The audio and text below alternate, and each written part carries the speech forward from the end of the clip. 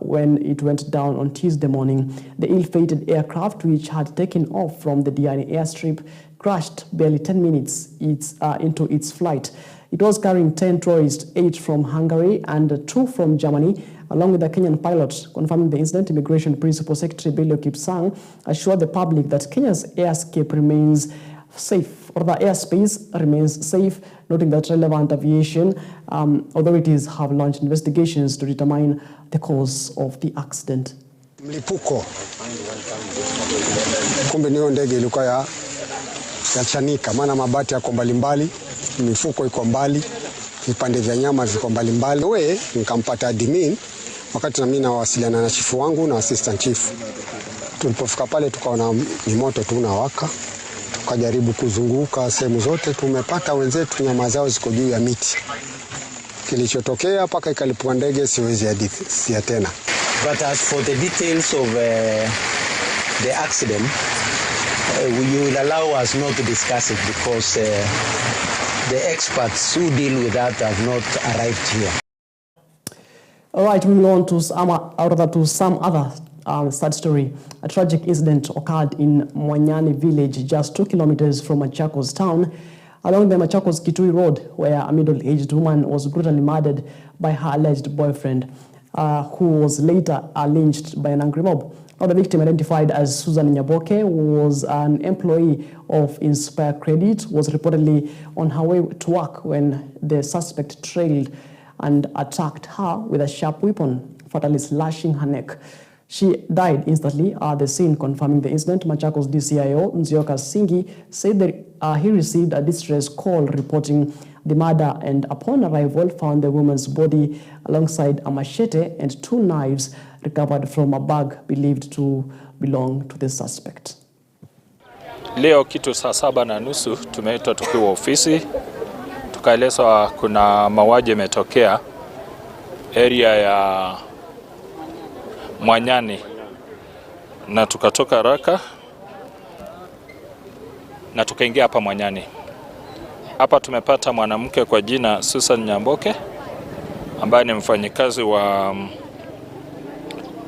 Inspire Credit, na walikuwa wameenda kazini, na kukatokea kwamba rafiki yake mwanaume alikuwa anamfuata kule kazini akiwa na nia ya mauaji, kwa sababu tayari tumepata panga na visu mbili zile alikuwa amejitayarisha ili apate kufanya haya maafa. Alipata kumkata na kumuua, na wale walikuwa karibu, kwa sababu ni soko hapa tuko, ikawa ni jambo la kuhuzunisha, na kwa haraka watu wakakusanyika na wakamkamata muuaji mwenyewe. Muuaji hajajulikana mpaka sasa, tumujui. Tunadhania ni mwanafunzi katika hizi shule siko hapa, hizi colleges siko hapa Machakos, but tutafind out na tutamjua, either kwa sababu ana kitambulisho, either kwa kuchukua vidole ndio tupate kujua jina lake, kama ni registered member of public. Msichana mwenyewe walikuwa, inasema rafiki yake ametueleza walikuwa wamepata mtoto pamoja, kwa hivyo tunaamini ni love affair triangle. Mchana nimepata habari kwamba kuna msichana amekatwa kwa panga wakati alikuwa anapanda pikipiki bodaboda eneo ya Mwanyani, na kuja nikapata kweli msichana amelala barabarani, amekatwa upande mmoja. Kidogo kando kuna mwanaume ambaye tayari ndiye muuaji na alikuwa ashapigwa na raia hata kufikia kuuawa. Ni jambo la kusitikisha kwa sababu si kawaida hapa kwetu mambo kama haya, mauaji kama haya, na uzuri tumeshukuru askari ambao tumewaita na wakaja haraka kwa kuokoa, lakini haikuweza. Wamepata tayari jamaa ameuliwa, na pia ni kisa ambayo imetughadhabisha sana, na ombi langu ni kwa wanaume na walio kwenye ndoa na marafiki wanaozana, kama umeona ndoa ama urafiki uwezi, tafadhalini mwache mwenzako aende atafute maisha. Vifo kama hivi vya kukatana mapanga, vifo kama hivi vya kutakiana, vya kuombeana, kwetu hatujaona, hata kwa mila yetu sio kifo kizuri. Kwa hivyo kama ni mwenzako na umeona hakufai ama umeona penzi limeisha, hebu ile penzi libaki vile vile. Right, quite unfortunate scenes right there in Machakos County. Moving on, To matters politics across our borders, Tanzanian citizens are set to cast their votes tomorrow amid growing criticism from regional human rights organizations questioning the credibility and fairness of the election. 5 East African human rights and democracy advocacy groups have condemned President Samia Suluhu Hassan's participation in the election, accusing her administration of presiding over a process with no meaningful opposition. Despite the criticism, preparations for the elections have been finalized, with polling stations expected to open 6 a.m. across the country, that is on Wednesday. 24 hours, compensate our injured comrades. Number 2, you have to pay our lecturers so that you are back in class. Failure to which, on Thursday. As for an election to be free and fair, there must be at least a competitive election. This is not an election, ni maigizo or drama. According to a recent report by Amnesty International, repression in Tanzania has intensified. Amnesty has referred to Tanzania's situation under Suluhu and the forthcoming elections as unopposed, unchecked, and unjust. There was a violent arrest of Chadema's party leader, Tundu Lissu, and main competitor to Suluhu, and an arraignment over frivolous treason charges for merely demanding reforms before elections. Contrary to rumors circulating, no elections are happening in Tanzania tomorrow, as all international media companies have been barred from entering Tanzania. No credible observation mission is currently in Tanzania. Belgium, Sweden, Germany, and Ireland have all withdrawn from the elections. The US is monitoring the situation, although it is not providing any official observers. Vituo vya kupigia kura vitafunguliwa saa 1 kamili asubuhi na vitafungwa saa 10 kamili alasiri.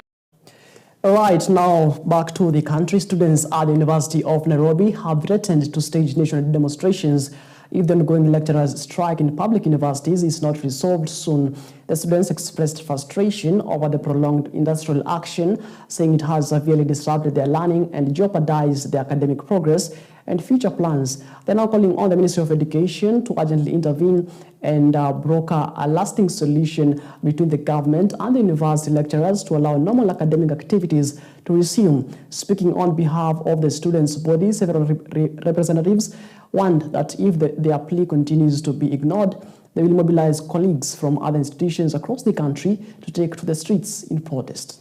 24 hours, compensate our injured comrades. Number 2, you have to pay our lecturers so that you are back in class. Failure to which, on Thursday, comrades, on Thursday,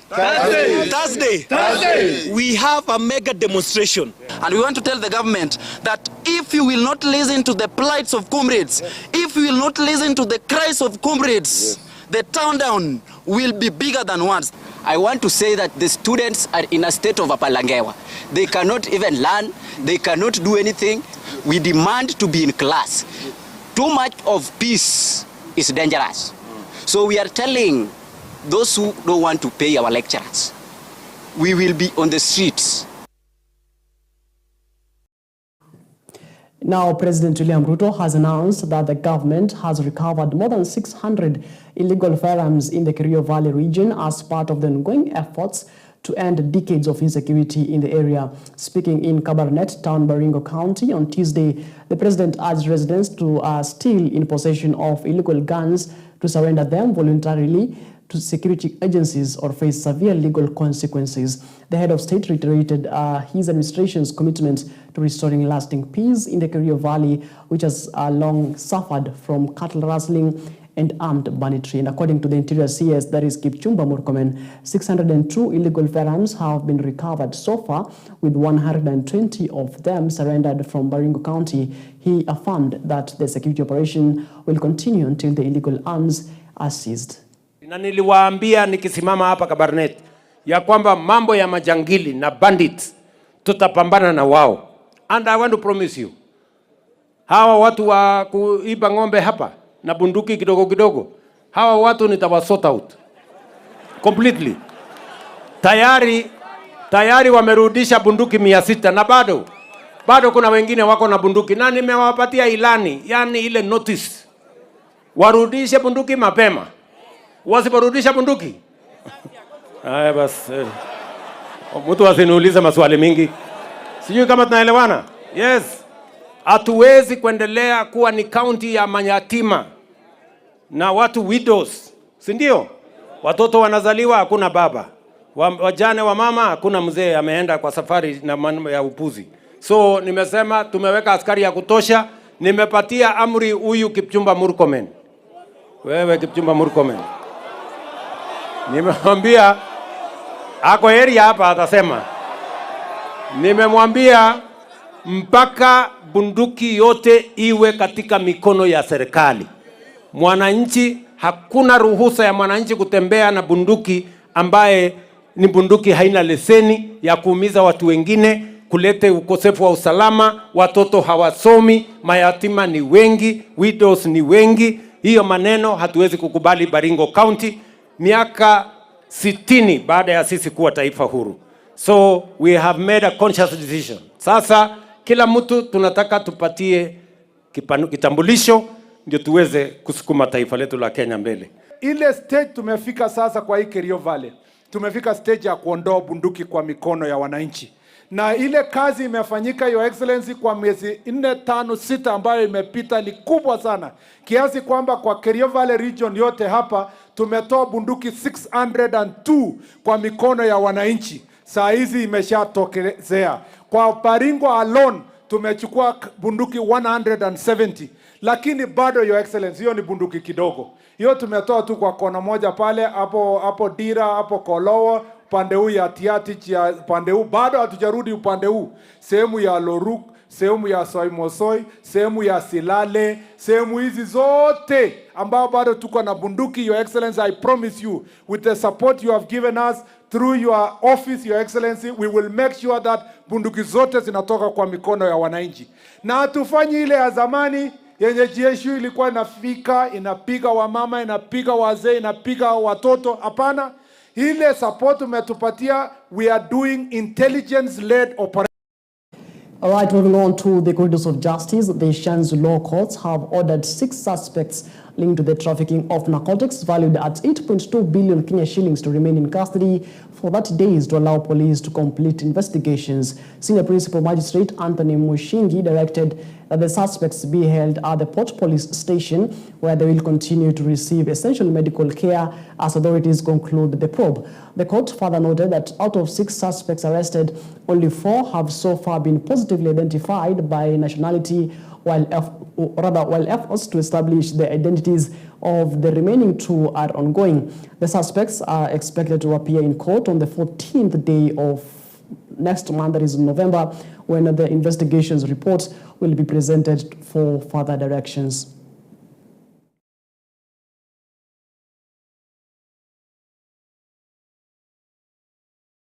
Right, at the same time, the Ethics and Anti-Corruption Commission, that is the EACC, has successfully recovered 17 acres, that is equivalent to 7.11 hectares of public land within the Karura forest that had been illegally acquired, property valued at approximately 2.8 billion Kenya shillings. And according to the EACC Chief Executive, that is Abdi Ahmed, the land was officially handed back to the Kenya Forest Service on Wednesday following a landmark ruling by the Environment and Land Court in Nairobi.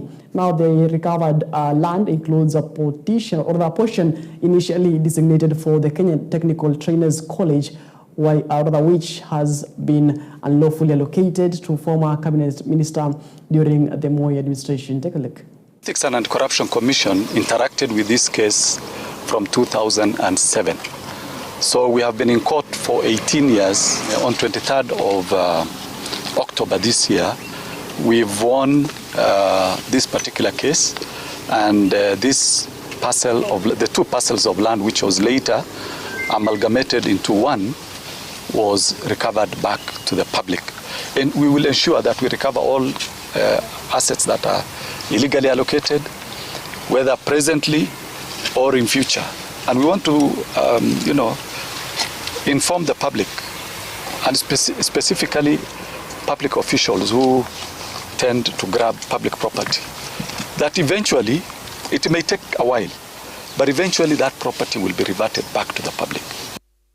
All right, now let's talk matters education. And Education Principal Secretary Julius Bitok has led the official launch of the Kenya Primary School Education Assessment, that is KPSEA, and Kenya Junior Kenya Junior School Education Assessment, that is KJSEA examination at the Deputy County Commissioner's Office in Ngong, Kajiado North. Speaking during the event, PS Bitok acknowledged that a few examination centers experienced minor logistical challenges on Monday, which with some lacking certain papers. However, he assured that the ministry swiftly intervened to resolve the issues, ensuring that all candidates were able to sit for the exams without disruption.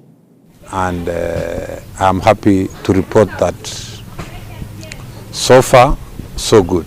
We are on track on matters examination. And I want to say that I want to thank all our stakeholders, including center managers, invigilators, for the smooth delivery of day one examinations yesterday. Today is day 2 for KPSEA, KJSEA, and we are confident that the process will go smoothly. And we have asked our stakeholders, our sub-county directors, our county directors, to ensure that they do their best to ensure that we deliver a credible exam. And from the look of things, we are on track in as far as this delivery is concerned. And for yesterday, we had a few hiccups here and there, but we were able to resolve them. Like, for example, in some centers, there were 1 or 2 papers missing here and there, but NEC moved quickly to ensure that every center had enough papers for the candidates. So I want to say that so far so good. We are confident the exams are going to be delivered well. The papers were administered and they were returned as required. And the learners have done their best in as far as writing the exam is concerned. So I want to call upon all our stakeholders to continue with the spirit of vigilance. We continue with the spirit of ensuring that we stick to the script, we deliver this exam properly. I want to thank them. I want to thank the security team, the National Government Administration, sub-county directors of education, sub-county ACCs, or rather, yes, sub-county ACCs and DCCs, and all the players who are able to handle this exam. They are doing it in a very professional way. And we are encouraging them, just in case they see anything that is unusual, they need to report immediately to the administrators of the exam. So far, so good. And here in Kajiado, everything is quiet.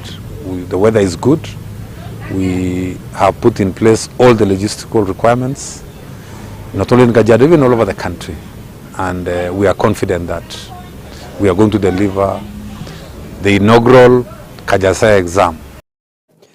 All right, moving on, the Gembe region has recorded a worrying rise in teenage pregnancies, with a Nyambane Level 4 hospital now supporting hundreds of young mothers through its Teenage Mothers Support Group program. And according to the medical officer of health, Dr. Githu Wachira, 17 girls currently sitting for their Kenya Primary School Education Assessment, that is KPSEA exams, are among those admitted at the hospital after giving birth.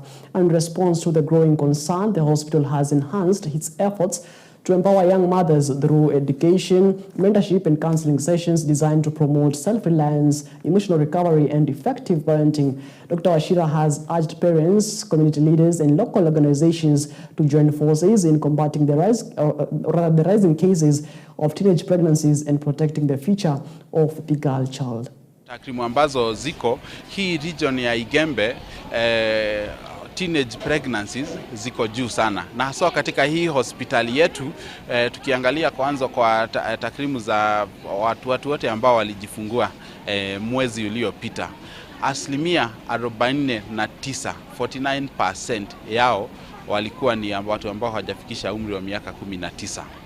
Na zaidi ya hayo, ukiangalia takrimu za wale watu wote ambao walipata complications, asilimia 70 ya wote ambao walijifungua mwezi uliopita wakapata complications ni watu ambao hawajafikisha umri wa miaka 17. Kwa sisi kuweza kudeal na hili janga, itabidi watu wote, ushirikiano wa stakeholders wote, kuanzia wazazi, watu wa makanisa, viongozi, walimu, sababu hasa ukiangalia hawa wengi ni wasichana ambao wako kwa shule. Ukiangalia kwa mfano kwa sasa wale ambao wanafanya KIPSEA, tuko na watoto 17 ambao ni wa grade 6 ambao wamelazwa wakiwa na watoto. So ni changamoto kubwa sana kwa jamii, na ni vizuri sisi wote tukae chini tuulizane maswali, nini nasababisha hii na ni namna gani tutaweza kudeal na hiyo janga. Majina naitwa Dr. Githu Wachira, mimi ndio msimamizi mkuu wa hospitali hii yetu ya Nyambene Level 4 Hospital, na kwa siku ya leo tuko hapa na wamama wa hii jamii ambao ni wamama wachanga ama teenage mothers. Hawa ni watu wote ambao wamejifungua ama ni wajawazito na hawajafikisha umri wa miaka 19. So kama hospitali na kama hii community ya huku kwetu tuko na changamoto kubwa sana, ambapo tunapata wasichana wetu, wasichana wadogo wa miaka kuanzia hata 12, 13 wanapata mimba na wanakuja kujifungua. So kuna changamoto ambazo zinaandamana na hii za kiafya na pia zingine za kijamii, sababu hao ni watu ambao hawajakomaa kimwili, na pia kijamii wako na changamoto za kifedha na pia za ujuzi. So kama hospitali tuko na program ambayo tunajaribu kuwasiliana na kushirikiana na viongozi wengine na watu wengine katika jamii, stakeholders wengine, kuona kwamba tunaweza kudeal na hii janga ya teenage pregnancies. So kwa siku ya leo tuko na kitu ambayo tunaita support group ya teenage mothers, ambayo ni mpangilio wa program kubwa ambayo tunaita Nyambene Mother Care Program.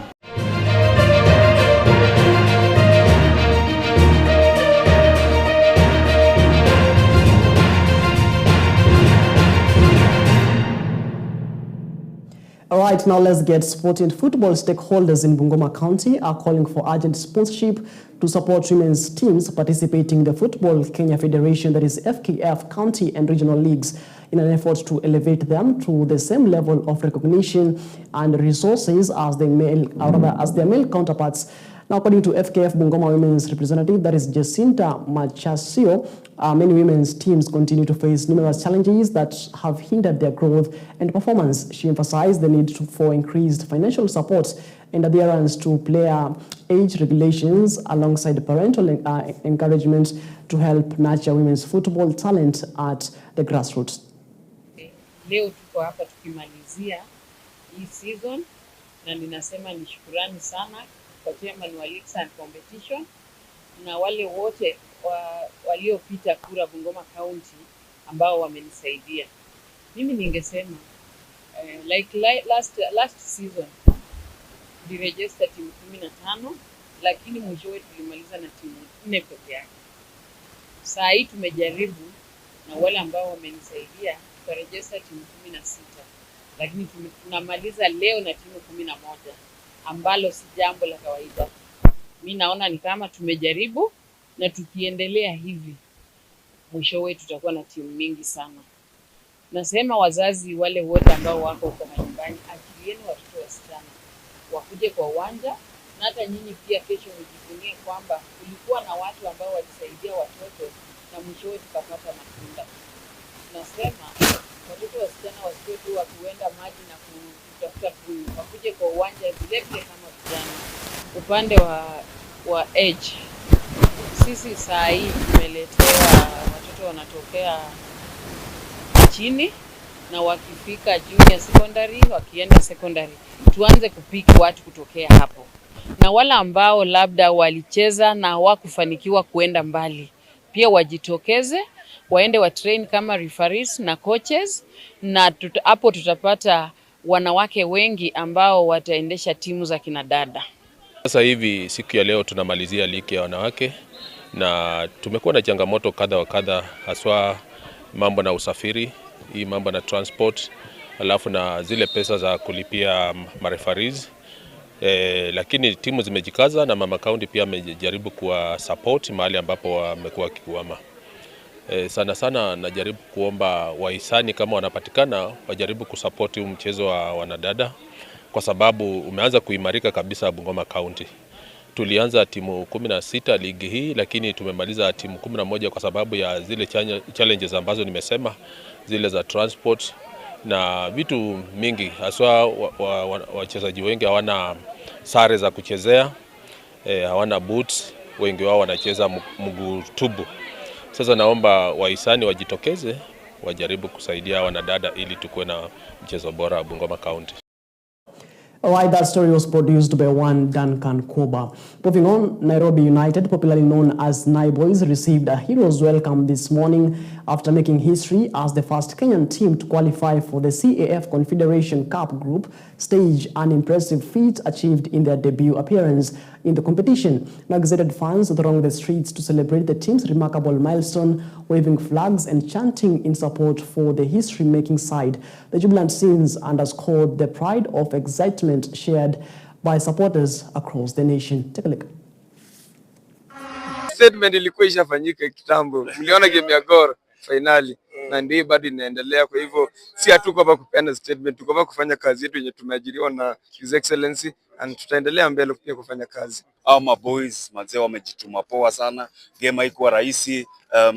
I think ilikuwa very hostile, lakini tulikuwa tushawa prepare na maboys walikuwa ready, na tunawashukuru sana kwa hiyo kazi wamefanya. Bado kuna kazi nyingi sana mbele yetu na tunasema governor endelea kutushika na sisi tutakuwa mawinners. Next stage I think already I think sasa ni no pressure, tunataka kucheza bila pressure na muhimu vijana wanajua tunataka kuwakilisha wa Kenya, na hiyo sasa hizi tunabeba flag na tuna make sure tutaweka mahali nafaa kuwa. Kwanza nashukuru Mungu kwa kila kitu. Nashukuru governor manze kwa support. Nashukuru technical bench kwa kunitrust na kunipatia opportunity ya kushowcase whatever naweza fanya. Kule Toel kuna vitu mingi tuli expect kupata hizo kelele kila kitu, lakini tulikuwa na courage na confidence ya kuface hizo vitu zote na to emerge victorious. You have made us proud. You have gone beyond what many expected, but you know what we believe in as a team. All we do is win. We thank God Almighty. No maana sisi usema God siku zote. Spoke before the match. I spoke to the boys. I spoke to the coach. You know what we promised you, and you know we deliver what we promise. We shall of course sit down, but the main thing is to keep our heads straight. Isingie kwa kichwa bado. Nimefurahi umesema no pressure, but let us remain humble as always. Let us remain focused. Let us remain, with that spirit and continue being brothers to each other. Tunashukuru Mungu sana kwa sababu hii team inawakilisha Kenya, inawakilisha East Africa pia. Najua tuko na wawili tu wengine. Na tuendelee hivyo hata kama watu wanaitwa underdogs, we never give up. Nairobi United to the world. Sasa mnakaa na wafalme wa football kwa meza moja, and I'm really inspired. I was so excited.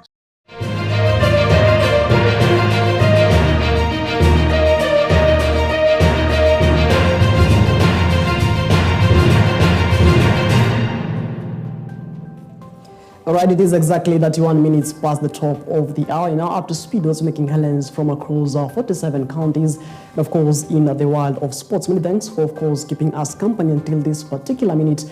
Our sign language interpreter tonight has been Laura Mondi. My name is Martin Macharia. I do have yourself a lovely night, and as always, let's do this again when God says we do.